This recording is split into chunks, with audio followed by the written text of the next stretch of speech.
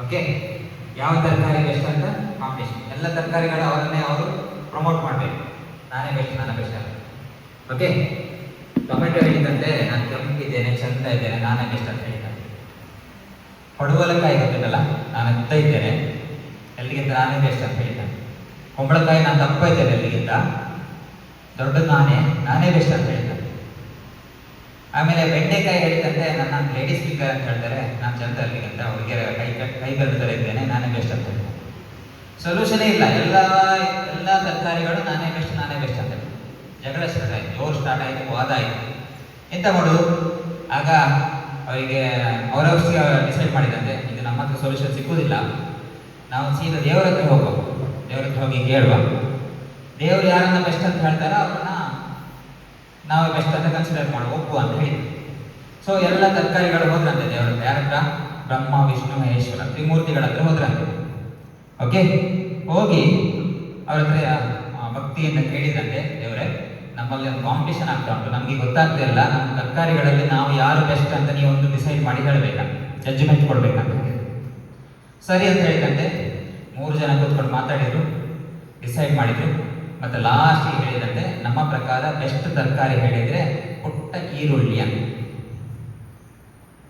ಅರ್ಥ ಆಯ್ತಾ?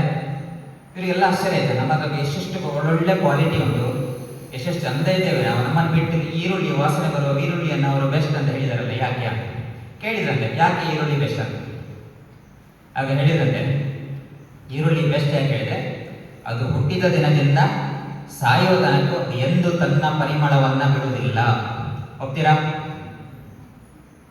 ಆ ಪರಿಮಳ ಯಾವಾಗಲೂ ಇರ್ತದೆ, ನಿರಂತರತೆ ಇರ್ತದೆ, ಹಾಗಾಗಿ ಈರುಳ್ಳಿ ಬೆಸ್ಟ್ ಅಂತ ಹೇಳಿದ್ದಾರೆ. ಆಗ ಎಲ್ಲ ತರಕಾರಿಗಳು ಒಪ್ಪಿದ್ರಂತೆ. ಓಕೆ, ನೀವು ಹೇಳಿದ್ಮೇಲೆ ನಾವು ಕೇಳಬೇಕಲ್ವಾ, ಮತ್ತೆ ಬೆಸ್ಟ್ ಆದ್ಮೇಲೆ ಅದು ಪ್ರೈಸ್ ಕೊಡ್ಬೇಕಲ್ವಾ.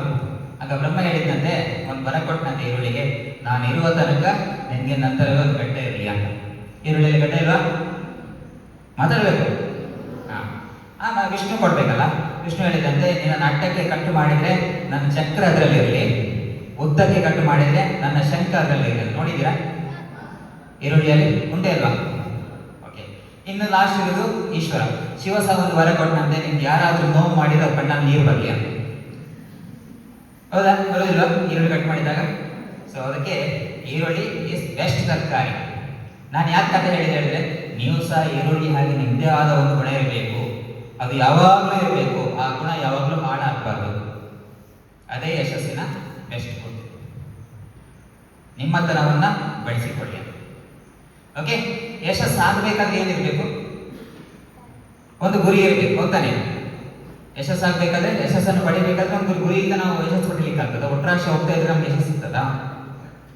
ಇಲ್ವಾ? ಸಿಗ್ತದಾ? ಒಂದು ಗುರಿ ಇರಬೇಕು ಅಲ್ವಾ? ಯಾಕೆ ಗುರಿ ಇರಬೇಕಂತ? ನಾವು ಈಗ ಎಲ್ಲಿಗೋ ಹೋಗ್ಬೇಕು, ಸೀದಾ ನಮ್ಮಷ್ಟಿಗೆ ಹೋಗ್ತಾ ಇದ್ರೆ ಅದು ಗುರಿ ತಲುಪ್ತೇವಾ? ಹೋಗುವ ಮುಂಚೆ ನಾವು ನಿರ್ಧಾರ ಮಾಡಿ ನಾವು ಇವತ್ತು ಎಲ್ಲಿಗೆ ಹೋಗ್ಬೇಕು ಅಂತ ಅಲ್ವಾ? ಅದು ಗುರಿ.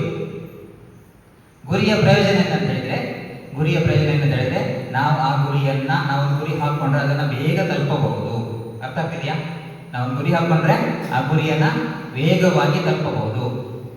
ಬೇರೆಯವರು ಯೋಚನೆ ಮಾಡೋಕ್ಕಿಂತ ವೇಗವಾಗಿ ನಾವು ಇನ್ನೊಬ್ಬರಿಗಿಂತ ವೇಗವಾಗಿ ಗುರಿ ತಲುಪಬಹುದು ಅಲ್ವಾ? ಆಮೇಲೆ ಇನ್ನೊಂದು ವೆರಿ ಇಂಪಾರ್ಟೆಂಟ್, ಈ ಏಜಲ್ಲಿ ನಾವು ಗುರಿ ಹಾಕೊಂಡ್ರೆ ಹದಿಹರೆಯ ಅಂತ ಹೇಳ್ತೇವಲ್ಲ, ನಮ್ಮ ಗಮನ ಪೂರ್ತಿ ಗುರಿ ಮೇಲೆ ಇರ್ತದೆ. ಈ ಏಜಲ್ಲಿ ನಾವು ತುಂಬ ಚಂಚಲ ಇರ್ತದೆ, ನಮಗೆ ಏನು ಮಾಡಬೇಕಂತ ಗೊತ್ತಿರೋದಿಲ್ಲ, ಫುಲ್ ಕನ್ಫ್ಯೂಷನ್ಸ್ ಅಲ್ಲಿ ಇರ್ತೇವೆ. ಗುರಿ ತಲುಪಬೇಕಾದ್ರೆ ಕಷ್ಟ ಆಗ್ತದೆ. ಆಗ ನಾವು ಒಂದು ಗುರಿಯನ್ನು ಹಾಕೊಳ್ಬೇಕು, ಗೋಲ್ ಅಂತ ಹೇಳ್ತೇವೆ. ಆ ಗೋಲ್ ಹಾಕೊಂಡಾಗ ತಲುಪಲಿಕ್ಕೆ ಸುಲಭ ಆಗ್ತದೆ. ಸೊ ಅದಕ್ಕೋಸ್ಕರ ನಾವು ಗುರಿ ಇದ್ರೆ ನಾವು ಆ ಯಶಸ್ಸನ್ನು ತಲುಪಲಿಕ್ಕೆ ಸಾಧ್ಯ ಉಂಟು. ಅರ್ಥ ಆಯ್ತಾ? ಈಗ ನಿಮಗೆ ಒಂದು ವರ್ಕ್ ಕೊಡ್ತೇನೆ, 2 ನಿಮಿಷ ಟೈಮ್ ಕೊಡ್ತೇನೆ, ಎಲ್ಲ ಕಣ್ಮುಚ್ಚಿ. ನಿಮ್ಮ ಜೀವನದ 3 ಗುರಿಗಳನ್ನು ನಿರ್ಧಾರ ಮಾಡಿ. ಕಣ್ಮುಚ್ಚಿ. ಏನೇ ಆಗೋದು, ನಿಮ್ಮ ಜೀವನದ 3 ಗುರಿಗಳನ್ನು 2 ನಿಮಿಷ ಟೈಮ್. 3 ನಾವು ಕೇಳ್ತೇವೆ 3G ಅಂತ, 3 ಗೋಲ್ಸ್. ಓಕೆ, 3 ಗುರಿಗಳನ್ನ ನಿರ್ಧಾರ ಮಾಡ್ಕೊಂಡ್ರ? ಎಲ್ಲರೂ ನಿರ್ಧಾರ ಮಾಡ್ಕೊಂಡ್ರ? ಯಾರಿಗಾದ್ರೂ ಕಷ್ಟ ಆಯ್ತಾ?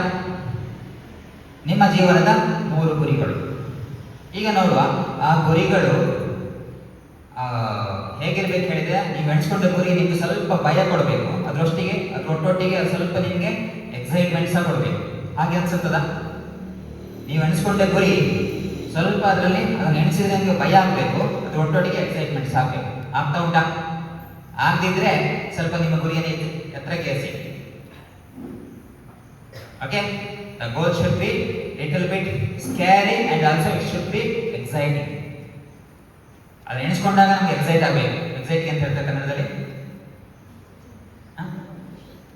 ಎಕ್ಸೈಟಿಂಗ್ ಏನು ಹೇಳ್ತಾರೆ? ಎಕ್ಸೈಟ್ಮೆಂಟ್ ಕುತೂಹಲ ಅಲ್ಲ, ಬೇರೆ ಉತ್ಸಾಹ. ಸೊ ಉತ್ಸಾಹ ಸಹ ಬರಬೇಕು, ಒಟ್ಟೊಟ್ಟಿಗೆ ಸ್ವಲ್ಪ ಭಯ ಸಹ ಆಗಬೇಕು. ಆ ನಿಮ್ಮ ಗುರಿ ಅದು ಆಗದಿದ್ರೆ ಸ್ವಲ್ಪ ಅದರ ಗುರಿಯನ್ನು ಎತ್ತರವನ್ನು ಸ್ವಲ್ಪ ಜಾಸ್ತಿ ಮಾಡ್ಕೊಳ್ಳಿ, ಆಯ್ತಾ? ಈಗ ನೋಡುವ, ಆ ಗುರಿ ಸ್ಮಾರ್ಟ್ ಗುರಿಯ ಅಥವಾ ಅಲ್ಲವಾ? ಸ್ಮಾರ್ಟ್ ಪೆನ್ ಪೇಪರ್ ಉಂಟು ನಮ್ಮಲ್ಲಿ? ಇಲ್ಲಲ್ಲ? ಓಕೆ, ಅನ್ಸ್ಕೊಳ್ಳಿ. ಇಲ್ಲಿ ಸ್ಮಾರ್ಟ್ ಅಲ್ಲಿ ಎಷ್ಟು ಅಕ್ಷರ ಉಂಟು? SMART. ಒಂದೊಂದು ಅಕ್ಷರಕ್ಕೆ ಒಂದೊಂದು ಅರ್ಥ ಉಂಟು. ನೀವೀಗ 3 ಗುರಿ ಯೋಚಿಸ್ಕೊಂಡ್ರ? ಎಲ್ಲರೂ ಲಾಸ್ಟ್ ಪೇಜ್ ಯೋಚಿಸ್ಕೊಂಡಿರ್ತಾನೆ. ಈಗ ನೋಡಬೇಕು ಇದು ಸ್ಮಾರ್ಟ್ ಹೌದಾ ಅಲ್ವಾ ಅಂತ. ಫಸ್ಟ್ ಒನ್ ಈಸ್ ಎಸ್ ಅಂತ ಹೇಳಿದ್ರೆ ಸ್ಪೆಸಿಫಿಕ್. ಓಕೆ, ಆ 3 ಗುರಿಗಳು ಸ್ಪೆಸಿಫಿಕ್ ಅಂತ ಅದೇ ಇರಬೇಕು, ಅದು ಚೇಂಜ್ ಆಗಬಾರ್ದು. ಇವತ್ತು ಬಸ್ಸಲ್ಲಿ ಬರುವಾಗ ಡ್ರೈವರ್ ಅಂತ ನೋಡುವಾಗ ನಂಗೆ ನಾನು ಸಹ ಡ್ರೈವರ್ ಆಗ್ಬೇಕಂತ ಅನ್ಸೋದು. ಕಂಡಕ್ಟರ್ ಟಿಕೆಟ್ ಕೊಡುವಾಗ ನಾನು ಸಹ ಕಂಡಕ್ಟರ್ ಆಗ್ಬೇಕಂತ ಎಣಿಸೋದು. ನಾಳೆ ಇನ್ನೊಂದು ಬದಿಯಲ್ಲಿ ಪೊಲೀಸ್ ವಿಸಿಲ್ ಟ್ರಾಫಿಕ್ ಅಲ್ಲಿ ವೆಹಿಕಲ್ ಅಡ್ಡ ಆಗ್ತದೆ, ನನಗೆ ಪೊಲೀಸ್ ಆಗ್ಬೇಕು ಅನ್ನಿಸೋದು. ಸೊ ಈ ರೀತಿ ಚೇಂಜ್ ಆಗ್ತಾ ಹೋಗ್ಬಾರ್ದು. It should B specific.